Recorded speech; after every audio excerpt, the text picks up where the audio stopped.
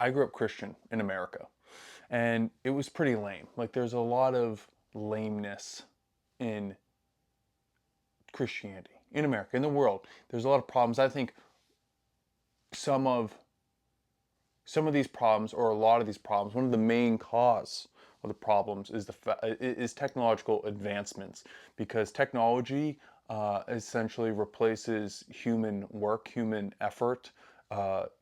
Like we used to go and have to hunt for our food, and now you just go to the grocery store.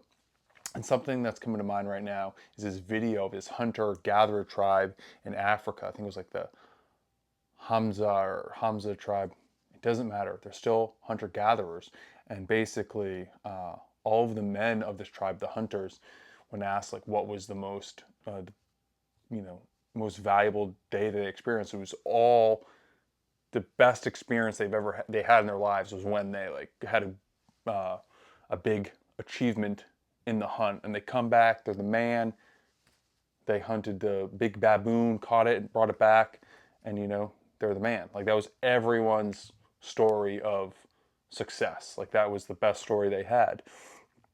So, and our time, our effort, our work, that's deeply attached to um, our meaning. Now, the fact that most people just their work consists of just sending emails all day and sitting around. Um, no wonder people feel hopeless and don't want to have kids and are depressed and broke and all this shit. Um, so I think that's probably the biggest culprit is technological advancements. Most I think culture evolves from necessity. Like, oh, men and women have different roles. That's based on biology. It was because women had to stay back in the village to raise children, and men had to go out and hunt. And that's just what made the most sense biologically. I mean, you could feed a child. A woman's body can feed a child. A man's body cannot. So I think that just the technological advancements is the main reason for all these problems. And with that being said, I think that's a large contributor to the lameness in Christianity. Technology has made men and women more equal, and because they're more equal, it's like this: a man and women can essentially do the same thing, and they don't really need each other anymore. And they haven't. A lot of people have struggled to adapt to that new reality of men and women basically being the same. I mean, I won't be attracted to myself. Men and women are supposed to be complementary, I believe. Um, and yeah, so Christianity, from my experience, was just a lot of going to church and it was lame.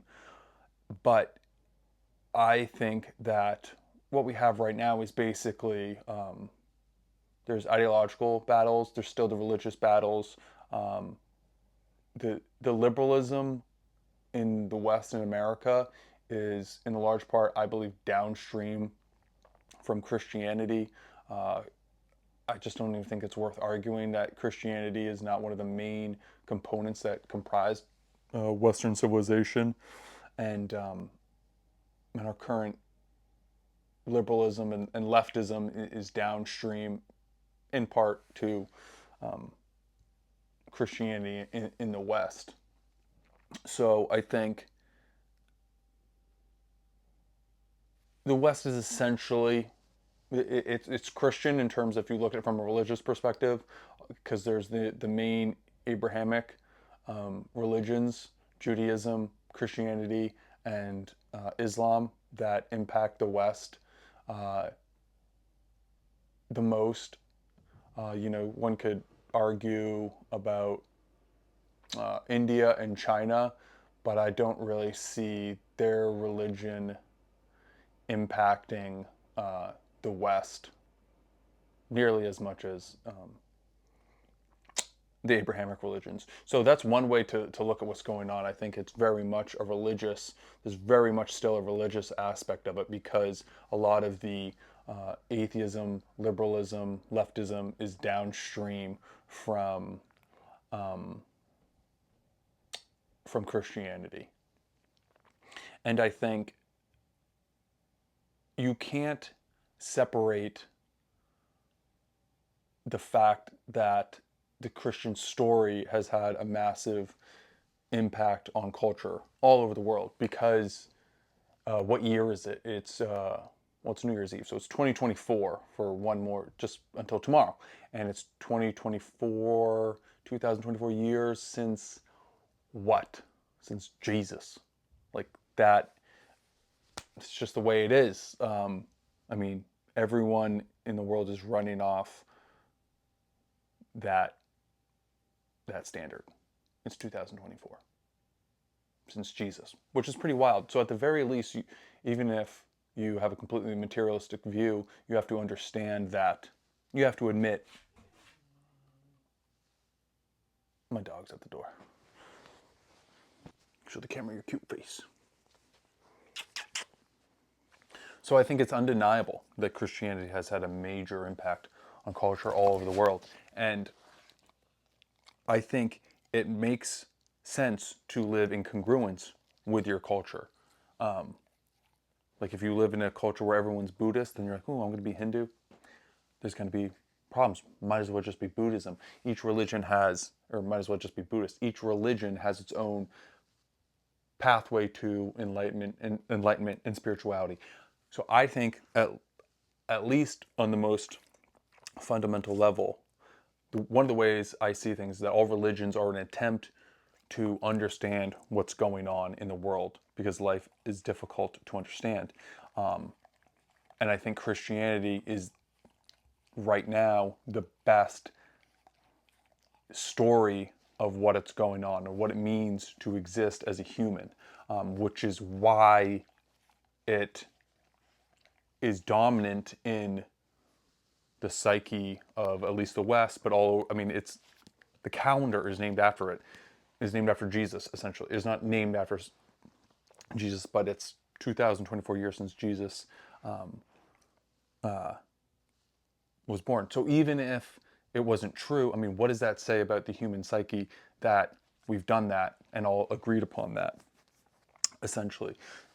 So anyway, as I was saying in the beginning, I think Christianity was very lame growing up because largely due to just the stresses of adapting to a rapidly increasing technological advanced society.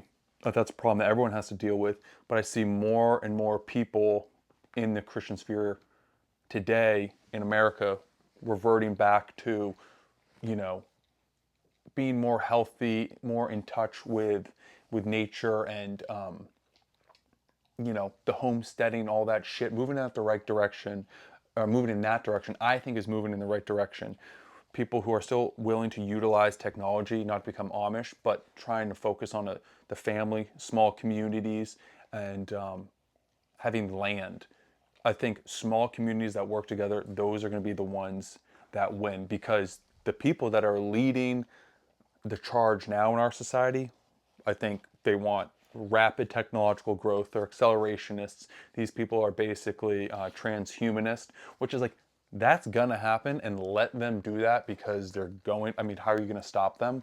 But I think we are going to absolutely invent like the Matrix or some cyberpunk reality unless more and more people can get on the same page and essentially not create a parallel society, but kind of create a parallel society. And I just see that as people becoming more responsible and taking more responsibility for their environment, for their food, for their well-being, for their own communities. And I think that, I mean, that's what I'm working towards right now. And I just think that it's so easy to fall victim to hopelessness if, you know, you're just not killing it, and a lot of people aren't. And so I think instead of trying, like, they're really just, I don't see a better worldview, I mean, than adopting a religious one. Because rationality is not a worldview, it's a tool with which to use to see reality, but just being rational is not a worldview. And that transhumanist thing, it's just like,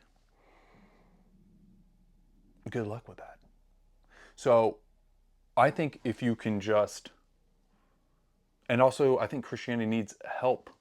Like, it needs people that are willing to um, engage with it at a certain level. I think that the Jordan Peterson aspect, like, you can adopt that that approach, of take up your cross and bear it, his interpretation of Christianity, and couple that with the people who adhere to it more literally, but are willing to um, work towards a functioning society practically. This video sucks, but I'm still going to upload it.